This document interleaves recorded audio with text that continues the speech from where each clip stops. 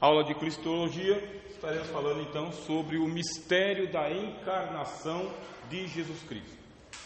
A gente viu sobre o nome dele. Agora nós vamos até João capítulo 1 e o versículo 1. O que acontece?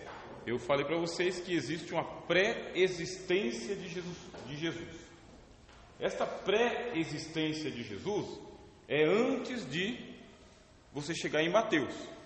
Enquanto você não chega em Mateus, você sai de Gênesis e vem caminhando até o livro de Malaquias. Você tem uma pré-encarnação de Jesus e também tem uma pré-existência. Quando é que se inicia a existência? Se inicia com o nascimento, bem? Com a entrada no mundo. Se não entrou no mundo, não existe. É por isso que quando a gente vai falar sobre Deus, por exemplo, nós vamos ter uma matéria aqui que é teísmo. Esta matéria, teísmo, ela vai perguntar o seguinte: Deus existe ou Deus não existe? Quando a gente está falando com todo mundo, no popular, para não ter confusão, a gente fala, Deus existe, pronto. Mas quando você vem para o mundo teológico, você não pode falar que Deus existe. Deus não existe, Deus é. A diferença entre existir e ser é que existir você tem um princípio, você tem uma data de começo. Então o mundo existe, os anjos existem, os homens existem, e Deus? Não, Deus não existe, Deus é. Por que Ele é? Porque Ele sempre foi, Ele não tem data de início, Ele não tem início, Ele é chamado de sempiterno, sempre eterno. Por isso que quando nós estamos conversando com as pessoas no dia a dia, a gente fala, lógico que Deus existe, né? Mas é no popular. Numa sala de teologia a gente faz uma pequena correção para você compreender que quando eu digo existência, tem um início. No caso de Jesus Cristo, ele tem uma pré-existência. Pré-existência porque a existência dele acontece no momento em que ele encarna, em que ele vem ao mundo. Antes disso, você pode usar a palavra pré-existência e pode usar a palavra também pré-encarnação. Expliquei para vocês na aula passada que antes de Jesus Cristo vir ao mundo, ele nunca tinha vindo antes. Ele se utilizava dos profetas e dos anjos, e aconteciam cristofanias. O que é uma cristofania? É uma aparição de Cristo, isso é uma cristofania. Só que não é o Cristo, é só uma aparência dele, é só uma manifestação. Pode ser um sonho, pode ser uma visão, pode ser uma profecia, alguma coisa nesse sentido, é uma cristofania. Por exemplo, o Monte Sinai está todo fumegando, o Monte Sinai ele está todo tremendo, está acontecendo um terremoto, existem ali trombetas que estão tocando e uma nuvem está descendo sobre o Monte Sinai. É uma cristofania, é uma revelação de Cristo que não é o próprio Cristo. O Monte Sinai não é Cristo, as vozes não é Cristo, mas é representando quem é Ele. Quando você vai para o Apocalipse, capítulo 1, diz que a voz dele é como a voz de muitas águas, que os olhos dele são como duas bolas de fogo, que a cabeça dele é como o cabelo dele é branco, demonstrando a antiguidade, que os pés dele estão reluzentes como como se tivesse sido refornado numa fornalha. Não é Cristo, é uma cristofania. O pé dele não é de bronze, os olhos dele não são de fogo, o cabelo dele não é branco, não sai uma espada da boca dele. É uma cristofania, uma visão que eu estou tendo para apontar para Cristo, para dizer um atributo que ele tem, uma qualidade que ele tem. Assim, antes da sua encarnação, o que você vai ter? Cristofanias. Cristo aparecendo através dos profetas e dos sinais que ali estão acontecendo. Por quê? Antes da sua encarnação, o Evangelho de João, capítulo 1, versículo 1 diz: no princípio era o Verbo estava com Deus e o Verbo era Deus. Ele estava no princípio com Deus. Todas as coisas foram feitas por Ele e sem Ele nada do que foi feito se fez. Nele estava a vida, e a vida era a luz dos homens. E a luz resplandece nas trevas, e as trevas não a compreenderam. E o texto prossegue: O texto prossegue até ele dizer o seguinte: e o Verbo se fez carne e habitou entre nós. Enquanto ele não diz isto, o Verbo se fez carne e habitou entre nós, o Verbo não está no mundo, ele está com Deus. Ele estava no princípio com Deus e ele permanece até ele encarnar. Entenderam? Agora Jesus Cristo ele vai vir ao mundo. Quanto tempo passou pela cronologia bíblica de Adão até Maria? Se você pegasse a Bíblia e falasse assim: eu vou estudar cronologia bíblica, aí você começasse em Gênesis e parasse em Malaquias, você teria um total de aproximadamente 4.000 anos. É uma data aproximada. De Adão a Maria, 4.000 anos. É o tempo que passou. Durante esse tempo, houve uma preparação para Cristo vir ao mundo. Uma preparação. Houve o dilúvio, houve o chamado de Abraão, houve o chamado de Moisés, houve a organização da nação de Israel, se levantou o reinado de Davi, Salomão, a dinastia de Davi, o pessoal foi deportado para a Babilônia, trouxe de volta da Babilônia, reergueu o segundo templo, os profetas se levantaram, tudo isso acontecendo num período de 4.000 anos e Deus guardando em segredo a segunda pessoa da Trindade. Ninguém sabia da existência de Jesus Cristo, ninguém sabia.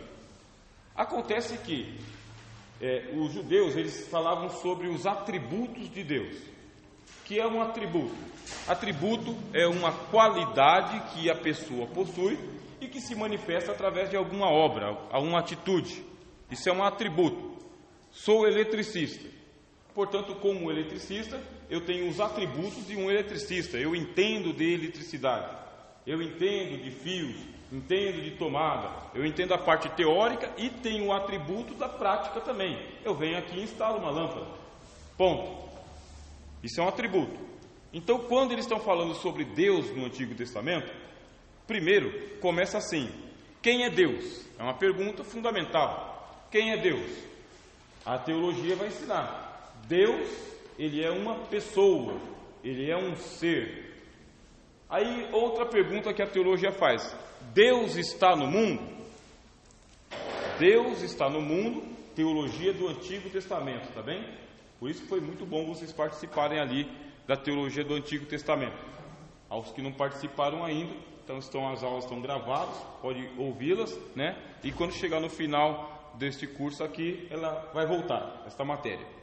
Mas nós estudamos só a introdução ao Antigo Testamento e não propriamente teologia. Mas o que diz a teologia do Antigo Testamento? Deus está no mundo? A teologia do Antigo Testamento diz: não, Deus não está no mundo. Deus está fora do mundo. O mundo não pode comportar Deus. Deus não cabe dentro do mundo. O mundo é uma cabeça de agulha, só isso. E Deus, ele tem um atributo, e esse atributo chama-se imensurabilidade. Da palavra imenso, tá? Então o que é imensurabilidade? Que vem da palavra imenso.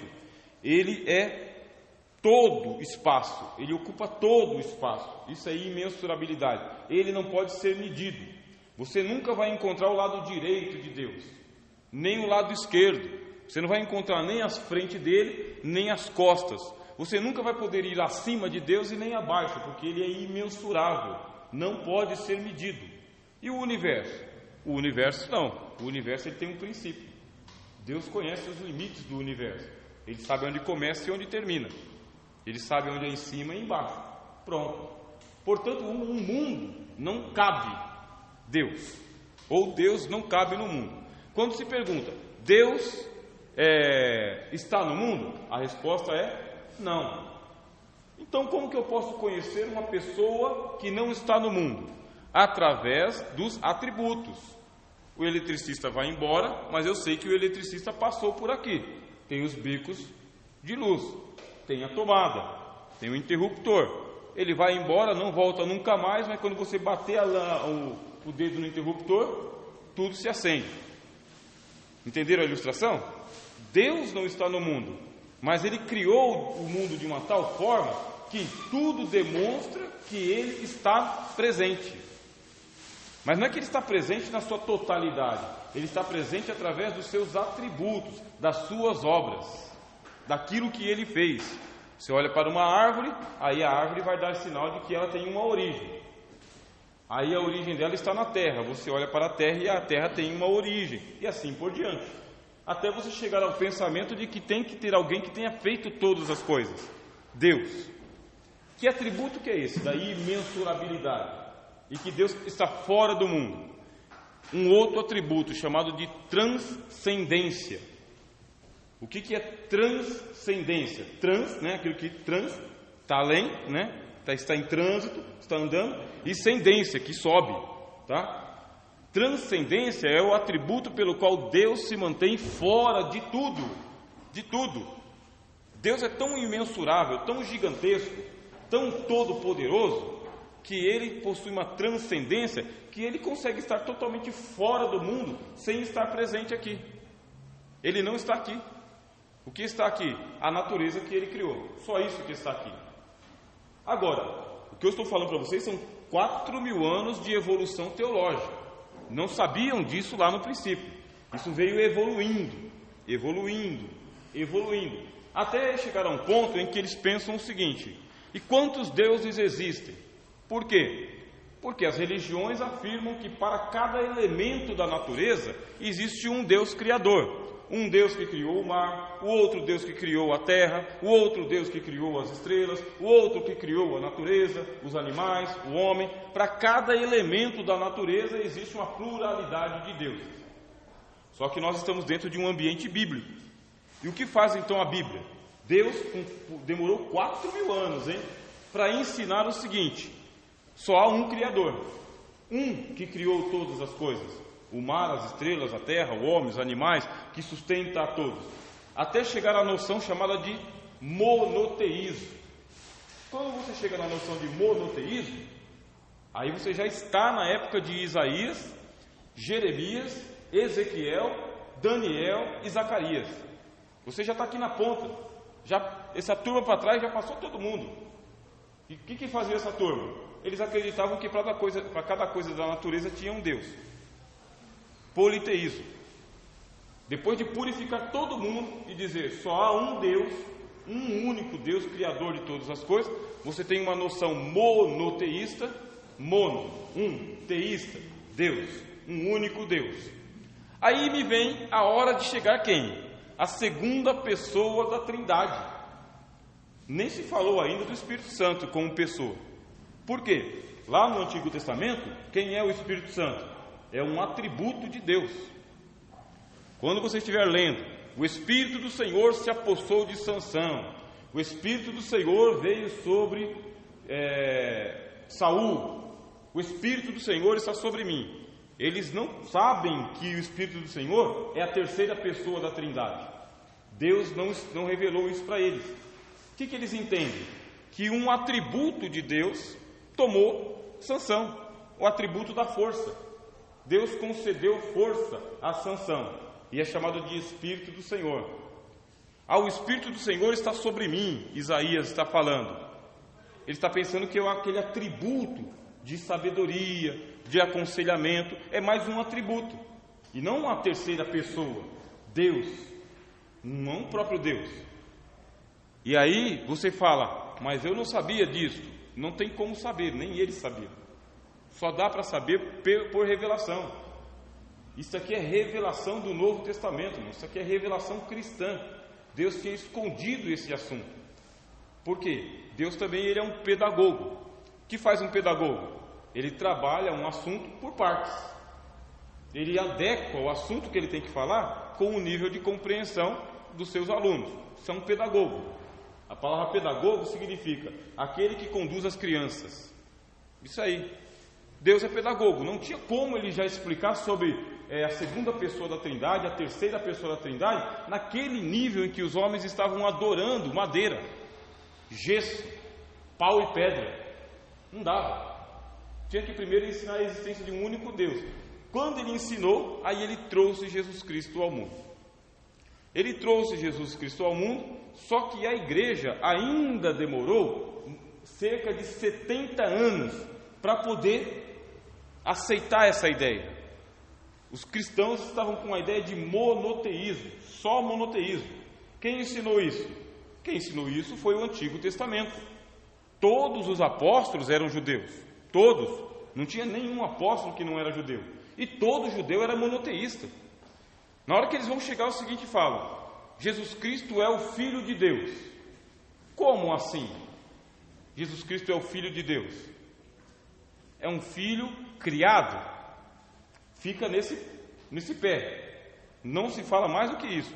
É um filho que Deus criou. Assim como Deus criou todos os anjos, criou todos os homens, Deus havia criado também um ser, e esse ser é chamado Filho de Deus. Essa é a compreensão que a igreja tinha lá no primeiro século. Até que surgem dois apóstolos que avançam na teologia: o apóstolo Paulo e o apóstolo João. Esses dois aqui avançam.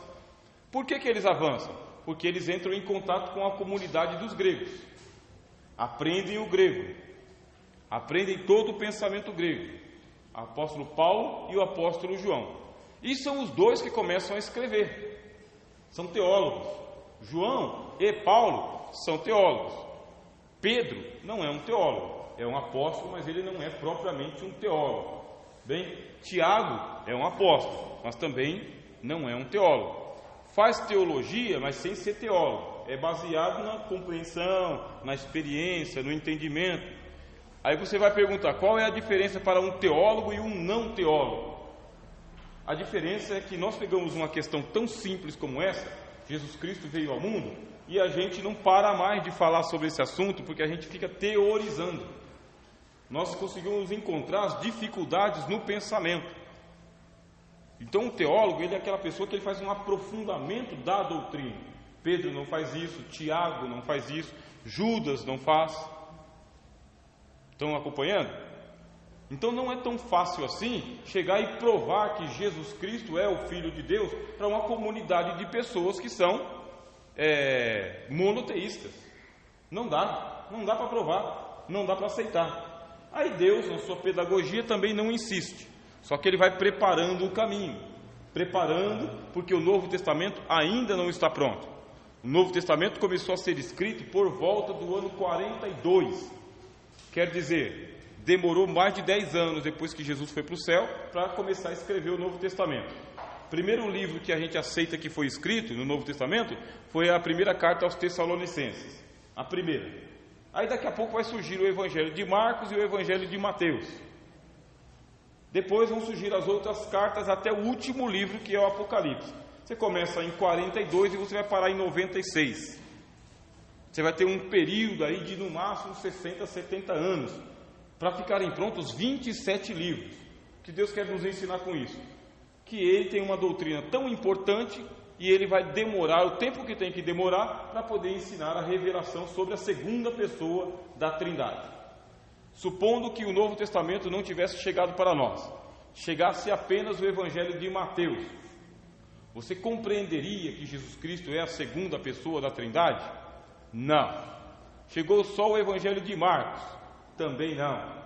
Chegou o Evangelho de Lucas? Você começa a desconfiar, porque Lucas, ele dá uma tratativa para Jesus Cristo como sendo Deus. Só que você ainda não tem como dizer segunda pessoa da Trindade. Você vai ter a dependência das 13 cartas do apóstolo Paulo, da carta aos Hebreus, das 7 epístolas universais, dos 4 evangelhos e do Apocalipse. Você depende desse material para provar a divindade de Jesus. Com um livro só, fica difícil. Mas o Evangelho de João, ele fala mais claramente, porque ele já começa dizendo: no princípio era o Verbo estava com Deus e o Verbo era Deus. Aí ele vai defender. Quando chega no último capítulo, João fala o seguinte: estas coisas eu escrevi para vocês para provar ou para mostrar que Jesus Cristo é o Filho de Deus. A tese do filho do Evangelho de João: Jesus é Deus. Essa é a tese. Esse é o ensino que existe ali no Evangelho de João. Bom, nós estamos com esse problema. A segunda pessoa da Trindade vai se encarnar. Só que agora nós estamos chegando a um ponto que é o seguinte: Ele vai se encarnar como?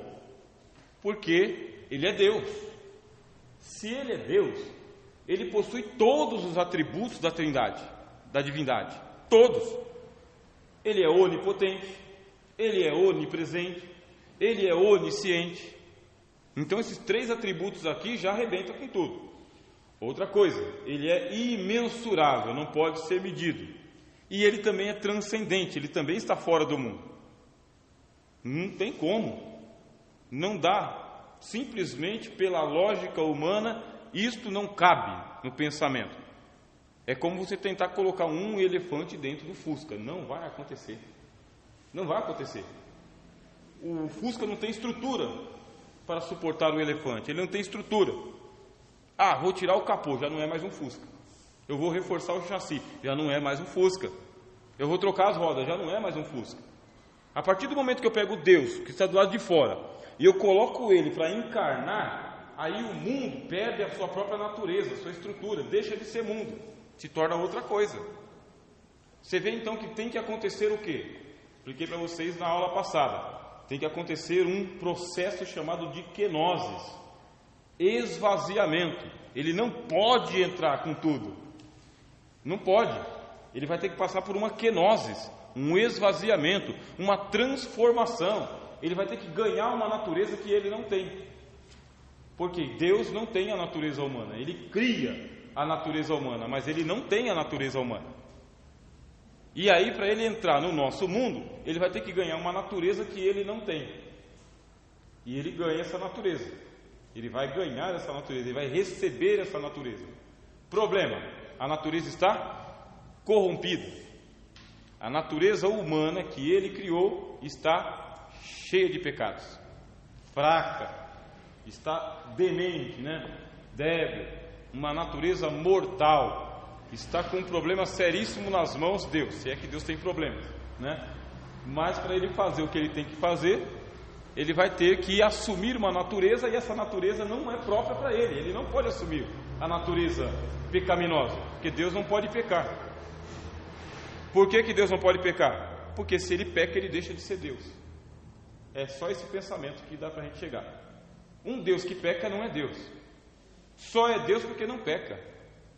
Mas se ele inventa de que ele diz o seguinte: eu vou me encarnar, vou assumir a natureza humana, e a natureza humana está em pecado, ele vai assumir o pecado, e aí compromete a sua divindade também.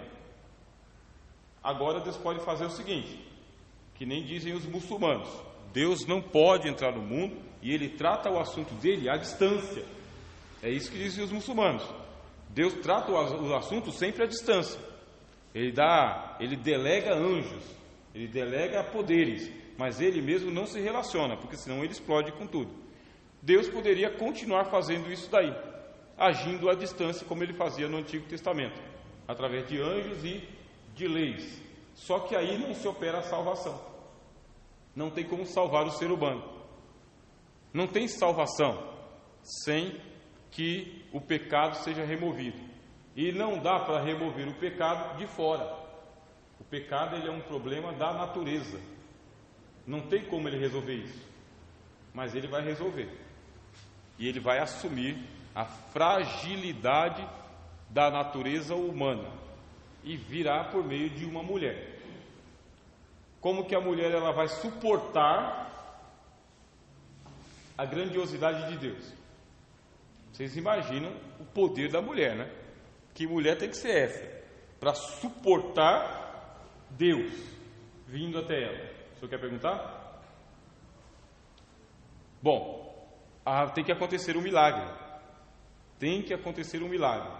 Como que a teologia do Antigo Testamento interpreta? Interpreta assim, que o pecado é transmitido pelo gene masculino. O homem passa o pecado para a sua prole. E a mulher, que nasceu da união entre homem e mulher, herda o pecado porque herdou do pai, não propriamente da mãe, mas do pai. Porque o pecado, ele é algo espiritual, mas ele é algo físico também. É só essa resposta que a teologia do Antigo Testamento consegue pensar, Ela não consegue pensar de uma outra maneira. Ela só consegue pensar que o pecado é transmitido de pai para filho, de pai para filho, e que transmite para a filha também. Bom, Maria é pecadora. Ela trouxe o pecado do pai dela. Trouxe. E se ela tiver Jesus com a natureza dela, de Maria, ela também vai transferir esse pecado para Jesus. Só que o filho dela não é filho de José, não é filho de um homem. O filho dela é filho de Deus. Ou seja, Deus vem com o Espírito Santo, e quando ele vem com o Espírito Santo, que a Bíblia diz que cobrirá com a sua sombra. Aqui, tá bem? Eu vou aproveitar para falar para vocês por que existe uma mariolatria. O que é mariolatria? É a adoração a Maria. Vocês vão entender. Essa mariolatria, ela existe porque quando o Lucas fala que o anjo Gabriel disse: Deus te cobrirá com a sua sombra, a palavra cobrir é o próprio ato entre homem e mulher mesmo.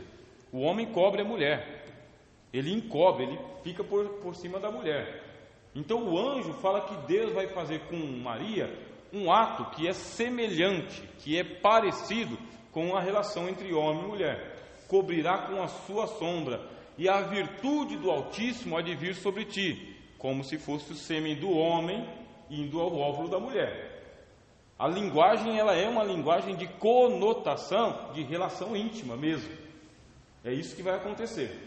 Vai surgir então a mariologia, que é o estudo sobre Maria, e a mariolatria, que é a adoração a Maria. Qual que é a lógica? A partir do momento em que Deus, ele se deita com Maria, essa é uma linguagem antropomórfica, eu já expliquei isso para vocês, né?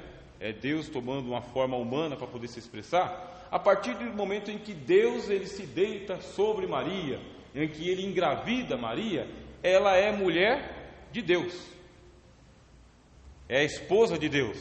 Deus a tomou como esposa. Aí nós que temos um pensamento protestante já começamos a ficar escandalizados com isso. A gente já não consegue pensar desta forma. Nós pensamos que Deus, ele utilizou Maria como um vaso para a geração de Jesus Cristo. Pensamento simples que nós temos. Dentro da piedade católica e da piedade judaica, tá? Não é assim. A partir do momento em que Deus, ele desposou Maria, teve um filho em Maria, a partir desse momento, José, que é um homem justo e piedoso, diz o Evangelho de Mateus. Um homem piedoso não vai mais tocar na mulher de Deus. Um homem justo não vai se deitar com a mulher que está trazendo o Messias por uma obra do Espírito Santo. Não vai mais, não cabe na pessoa de José esse tipo de pensamento. Não cabe, ele não teve mais relações com Maria. Essa é a piedade católica. Por isto que existe a mariologia e a mariolatria. E a mariologia vai defender a perpétua virgindade de Maria. Permaneceu virgem para sempre. E de onde vieram os irmãos de Jesus? Eram filhos de José, mas não eram filhos gerados por Maria. Dentro da cultura hebraica, quando o filho é do homem, ele é da mulher também naturalmente, porque o filho sempre é do homem, né? Não é esse o filho de José, o carpinteiro, e não estão aqui os seus irmãos e irmãs conosco no nosso meio? Porque são filhos de José. E são filhos de Maria simplesmente porque ela é desposada por José. Criou-se um problema, bastante problema, para nós protestantes. Para os católicos não. Para os católicos está tudo resolvido. Maria, ela foi desposada por Deus, portanto ela é digna de adoração também, de acordo com o pensamento deles. Para nós, não. Ela foi um vaso que Deus utilizou, trouxe o verbo ao mundo e ponto. Acabou a história de Maria. Por que nós temos esse pensamento sobre Maria? Porque o Novo Testamento não fala nada. O Novo Testamento é mudo sobre a história de Maria. Não ensina isso. Nenhum dos apóstolos se preocupou com isso, nenhum. E como o nosso documento oficial é a Bíblia e o Novo Testamento, então como a Bíblia não fala nada, a gente segue em frente, sem mariologia, sem mariolatria. Acompanharam até aqui? Por que então Cristo ele vem ao mundo sem pecado? Ele vem ao mundo sem pecado porque ele, na hora que Deus ele se aposta de Maria, ou do ventre de Maria, Deus a santifica. Deus a santificou. A santificou, e como a semente do pecado só pode ser transmitida pelo homem, e Deus, que é o homem da relação aqui, Deus passa a natureza dele para Jesus, a natureza santa para Jesus. E o que é que Cristo herda de Maria? Cristo herda o corpo mortal. Só o corpo. O corpo de Maria não é mortal? O corpo de Cristo não é mortal? Portanto, o que é que Jesus herdou de Maria? Herdou o corpo humano de Maria. E a parte da natureza humana de Jesus Cristo que ele herdou de Maria também. Só que é uma humanidade que ele herdou, uma humanidade fraca. Fraca. Quer dizer, ignorante. O que é ignorante? Que não conhece nada. Mortal, que pode morrer. Que adoece. Sentiu angústia, não foi? Sentiu tristeza, sentiu cansaço, sentiu fome, sentiu sede, sentiu dores, sentiu sono. Então tudo aquilo que estava na fraqueza da carne de Maria veio parar na fraqueza da carne de Jesus. Processo de esvaziamento, kenosis. E os seus atributos divinos? Ficou com o Pai. O Pai recolheu. Ficou lá na eternidade. E como que ele participa? Expliquei na aula passada. Ele participa através dos atributos de Deus, por obra do Espírito Santo. É o Espírito de Jesus, o Espírito de Deus, quem dava conhecimento para Jesus sobre as coisas. Era o Espírito Santo quem o ensinava. Ele fazia milagres pelo Espírito Santo. Andou por cima das águas por um dom do Espírito Santo. Tanto é que não somente ele andou. Quem mais andou? Pedro. Pedro era Deus? Usou o próprio atributo? Não. Ele andou pela autoridade da palavra de Jesus, que está com o Espírito Santo. Vocês perceberam? Isso aqui é ponto fundamental. Jesus, ele não tem uma autonomia divina para fazer o que ele quer, porque ele é o representante perfeito da humanidade. E para ser o representante perfeito da humanidade, ele tem que ser tão fraco quanto a gente, tão dependente quanto a gente. Bom, dá uma pausa aqui para vocês fazerem aqui as milhares de perguntas que vocês estão com muita vontade de fazer, né?